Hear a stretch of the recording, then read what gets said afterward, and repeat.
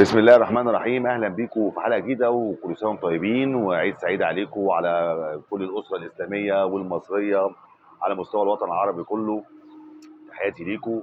الفيديو دوت سريعا كده، بس هرد على تعليقات الناس في موضوع الفيديو المنتشر بتاع الاستاذه مي عبد الحميد، المسؤوله التنفيذيه لصندوق التمويل العقاري، بخصوص موضوع عقود القانون القديم. هل ليها حق ان هي تقدم في الاسكان ولا لا؟ هي سأل السؤال دوت في اللقاء اللي كان معاها، وقالت لازم اي حد صاحب شقه قانون قديم او قاعد في شقه قانون قديم بيعمل التنازل وبيوثقه في الشهر العقاري وبيقدمه عشان ياخد شقه. طب هي هنا يا جماعه بتقصد القانون القديم ما قبل سنه 96 ولا القانون القديم ما بعد سنه 96؟ بمعنى ان في عقدين قانون قديم، او احنا بنقول على الاثنين قانون قديم، اللي هو قبل 96 اللي هو المشاهره المفتوح، وفي اللي هو محدد المده اللي هو 59 سنه. هل هي بتقصد الاثنين ولا بيقصدوا هنا الاولاني اللي هو القديم قوي اللي هو قبل 96 اللي عليه المشاكل اللي احنا فيها كلها؟ ما قالتش وما وضحتش. طيب الناس اللي سالتني ايه رايك يا استاذ حاتم، اقول لكم ايه رايي انا الشخصي في الموضوع ده. كل من هو معاه قانون قديم هيجيب افاده بعد العيد بالغاز والكهرباء لو العدادات باسمه عادي جدا.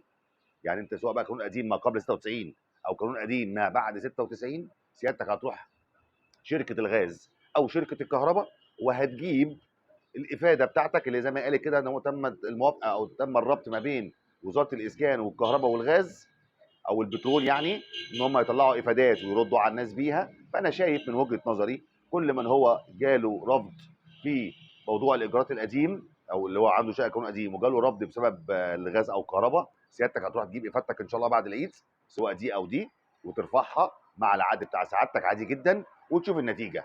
والله اترفضت يبقى انت عرفت كده انت مرفوض عشان قانون قديم مش عداد غاز وكهرباء.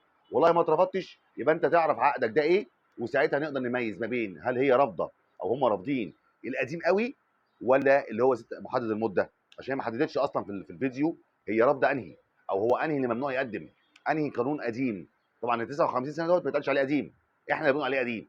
هو اعتقد اللي تقصد عليه اللي هو المفتوح، العقود المفتوحه المشاهره هي تقصد ده. فكل من هو عقده محدد المده وليس عقد مفتوح يعمل تظلمه عادي ويقدم الغاز والكهرباء عادي وان شاء الله هيتقبل. اما اللي عقده فوق قبل 96 ده توقعي انا ان هي تقصد ده، وان ده مش هيبقى ليه حق ان هو ياخد شقه، ان هو قاعد في الشقه دي بقاله زمن الزمن. والله عايز تاخد حاجه تبع الاسكان يبقى تتنازل، مش عايز خليك قاعد زي ما انت. طبعا ده فيديو كده انا عملته سريعا عشان ارد على الحته دي بس اللي هي بتاعت القانون القديم، لان انا عملت فيديو لسه من كام يوم رديت فيه على كل الكلام اللي هي قالته في اللقاء ده، ومنزل اللقاء عندي على الصفحه سواء على الفيس او على التيك توك او على اليوتيوب عشان الناس تسمعه وتسمع بودانها هي قالت ايه وانا برد على كلامها او ان انا خدت كلامها وبطلعه للناس. طبعا تحياتي ليكم، ده كان ردي. اي حد اعيد تاني بس الحته دي قبلها في الفيديو، اي حد قانون قديم 59 سنه يعمل تظلمه عادي ويرفع ورقه. اي حد قانون قديم ما قبل 96 انت برضو مضطر تعمل ده وترفع عشان تعرف اذا انت الشرط هينطبق عليك ولا لا.